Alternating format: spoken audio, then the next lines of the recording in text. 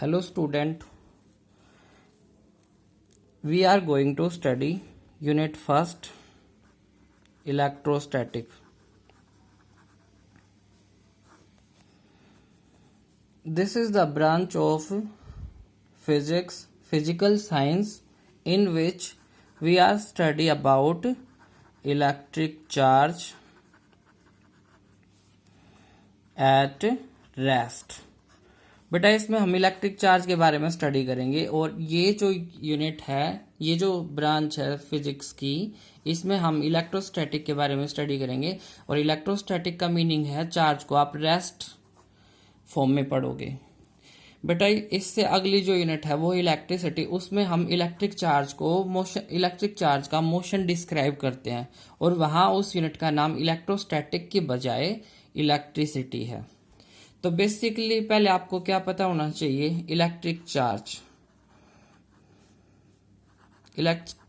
Charge क्या है।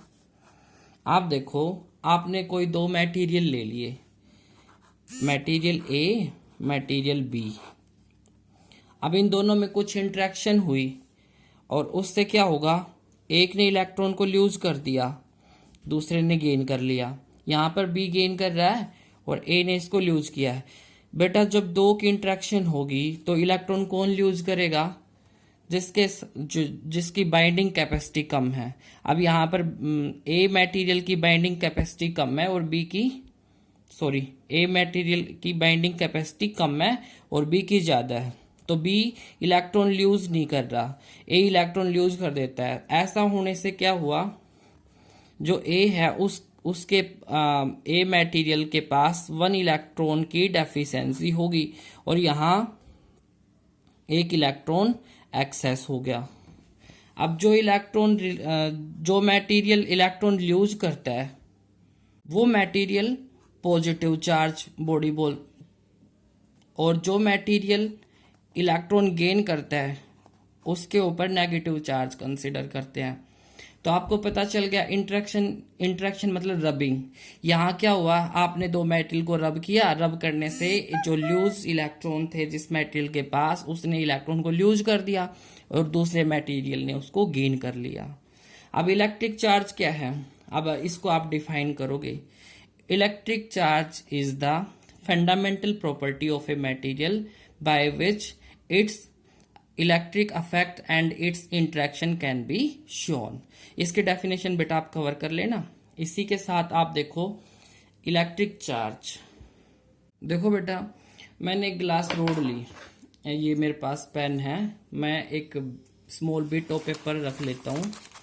मैंने एक स्मॉल बिट ऑफ पेपर रखा, ये देखो मैं इसको और छोटा कर लेता हूँ। क्या इसमें कोई इंटरेक्शन हो रही है, आप देखो कोई इंटरेक्शन नहीं हो रही। अब मैं इसको किसी क्लॉथ के साथ रब करता हूं। मान लिया कि मैंने क्लॉथ ले लिया, मैं इसके साथ इसको रब कर रहा हूं। ऑन रबिंग क्या होगा, एक मटेरियल इलेक्ट्रॉन को लूज कर देगा और दूसरा मटेरियल इलेक्ट्रॉन को गेन कर लेगा। अब देखो कितना अच्छा इंटरेक्शन हुआ है। पेपर ग्लास के साथ स्टिक हो गए हैं, मतलब ये इंटरेक्शन शो कर रहे थे। यही क्या है, ये एक एग्जांपल है आप इलेक्ट्रिक चार्ज का। अब देखो कुछ प्रॉपर्टी है इलेक्ट्रिक चार्ज की, प्रॉपर्टीज ऑफ इलेक्ट्रिक चार्ज। तो फर्स्ट तो यही है, इलेक्ट्रिक चार्ज जो होता है फर्स्ट एडिटिव होता है, एडिटिव इन नेचर। एडिटिव का मीनिंग क्या है कि किसी बॉडी के ऊपर कंसिडर कर लो आप +5 कॉलम चार्ज है, प्लस है और -2 कॉलम चार्ज है, तो टोटल चार्ज एडिटिव, टोटल इसका चार्ज आपको मिलेगा, मतलब टोटल बॉडी पे चार्ज कितना हुआ, +5 -2 टोटल 3 कॉलम। ये आपको ध्यान रखना है। साथ के साथ इसकी एक और प्रॉपर्टी है, quantization of electric charge. Quantization का क्या मीनिंग है बेटा? आपने अभी देखा हमारे पास दो मटेरियल ए और बी इंटरेक्शन हुई इनके बीच। तो ये देखो, मान लिया कि इन्होंने 3 इलेक्ट्रॉन लूज कर दिए ए ने, तो ए के पास 3 इलेक्ट्रॉन का पॉजिटिव चार्ज हो गया और बी के पास -3 इलेक्ट्रॉन का चार्ज हुआ। अगर ये इंटरेक्शन अगर एक इलेक्ट्रॉन रिलीज करते तो इनके पास एक इलेक्ट्रॉन का चार्ज होता। अगर ये 5 इलेक्ट्रॉन रिलीज करते तो +5 और -5 का चार्ज होता। आपने इस एग्जाम्पल में आपने क्या स्टडी किया? किसी बॉडी के ऊपर जो चार्ज है मिनिमम कितना एग्जिस्ट कर सकता है। देखो बेटा, दो बॉडी है ए और बी, इंटरेक्शन हुई, या तो ये कंप्लीट इलेक्ट्रॉन रिलीज कर देगा या नहीं करेगा। एक से कम इलेक्ट्रॉन, कभी भी फ्रैक्शन में इलेक्ट्रॉन नहीं जाता। ऐसा नहीं होता कि हाफ इलेक्ट्रॉन चला गया और हाफ इलेक्ट्रॉन रह गया, हमेशा कंप्लीट इलेक्ट्रॉन ट्रांसफर होता है।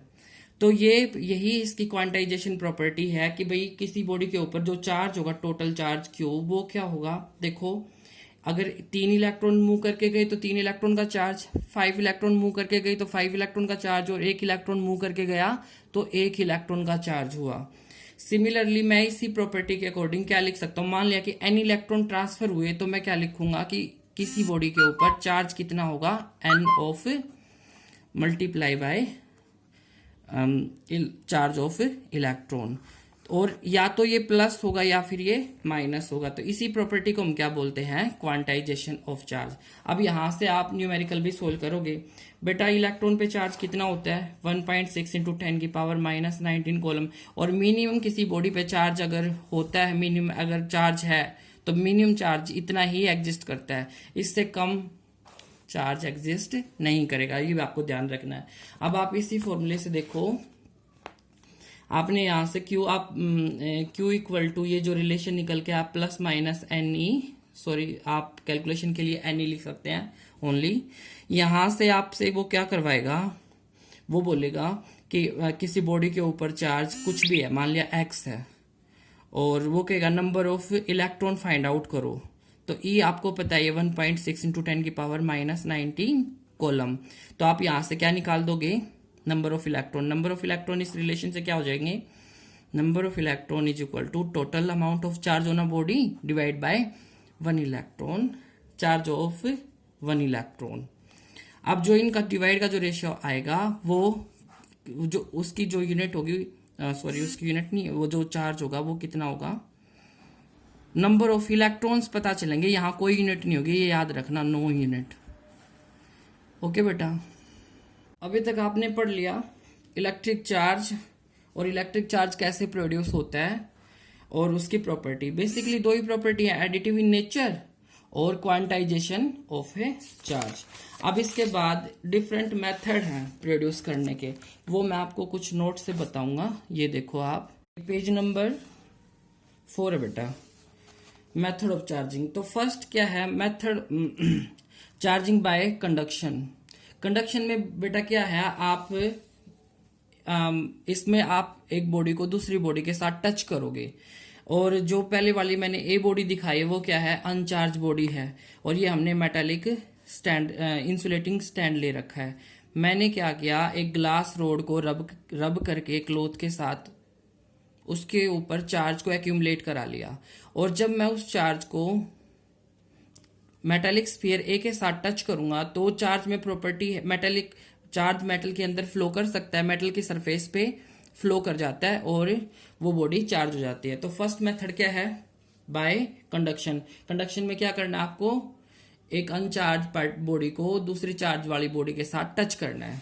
सेकेंड है बाय इंडक्शन मेथड। इंडक्शन में आप क्या करोगे? इसमें हम पोलराइजेशन प्रॉपर्टी यूज करेंगे। आप चार्ज बॉडी को इसके साथ टच नहीं करोगे, इससे क्या होगा? आप इसके नियर बाय रखोगे। जब इस बॉडी का ये बॉडी इसके साथ इंटरेक्ट करेगी तो इस बॉडी में पोलराइजेशन होगा। पोलराइजेशन मींस ये प्लस चार्ज इसमें से नेगेटिव चार्ज को अपनी तरफ अट्रैक्ट करेंगे और पॉजिटिव को रिपेल कर देंगे। इसी पॉजिटिव चार्ज को मैं अर्थिंग या ग्राउंडिंग करा देता हूँ, वो ग्राउंड के अंदर फ्लो कर जाएगा। फिर हम इस रोड को भी इससे यहाँ से रिमूव कर देते हैं और पूरी बॉडी पर क्या आ जाता है, negative charge. Negative charge. Polarisation. Polarisation क्या होता है बेटा, in any insulating body during the charging the positive charge and negative charge are shifted along the corner of the body। Means क्या है, हमें जो बॉडी के अंदर पॉजिटिव चार्ज और नेगेटिव चार्ज है उनको पोलराइज करना है, मतलब सेपरेट करना है। और उसमें हम कौन सा मेथड लगाएंगे, बाय इंडक्शन। नेक्स्ट आपको रबिंग मेथड तो पता ही है। रबिंग में क्या करेंगे हम, रबिंग में आप ये देखो, आपने बहुत सारे फिनोमिना डेली लाइफ में देखे हैं। आपने देखा होगा कई बार जो बसेस वगैरह होती हैं, कार हैंडल्स से हमें इलेक्ट्रिक शॉक लग जाता है। क्यों लगता है, क्योंकि जब हाई प्रेशर से जब वो चल रहे होते हैं, एयर उसके साथ रब करती है और रबिंग से क्या होता है, कुछ इलेक्ट्रॉन गेन या लूज होते हैं, उससे क्या है, उसकी बॉडी पर चार्ज आ जाता है। और वो चार्ज जब हम उसको टच करते हैं तो हमें वो फील होता है। आपने देखा होगा कई बार बड़ी बड़ी जो लोड वाले ऑब्जेक्ट होते हैं, व्हीकल वगैरह होते हैं, उनके पीछे छोटी छोटी चेन लटकाई होती है। उन चेन का मेन मोटिव क्या होता है, जब बहुत टाइम तक वो चलता है एयर में, उसके ऊपर चार्ज आता है और डोर हैंडल से हमें बार बार शॉक लगता है।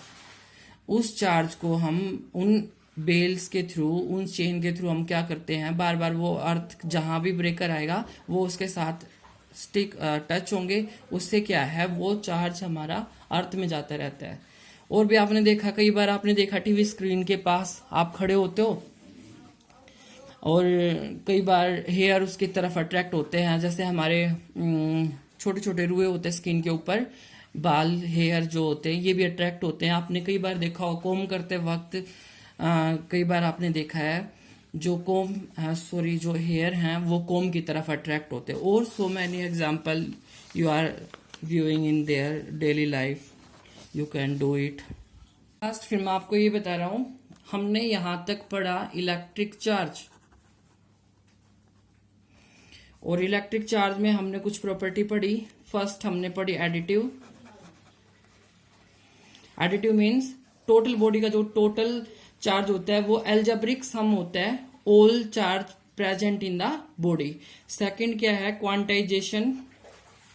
क्वांटाइजेशन का मीनिंग यही है, किसी बॉडी के ऊपर जो बेसिक चार्ज होता है वो इलेक्ट्रॉन का इंटीग्रल मल्टीपल होता है। मतलब टोटल चार्ज होना body integral multiple of electron. ये भी हमने स्टडी कर लिया।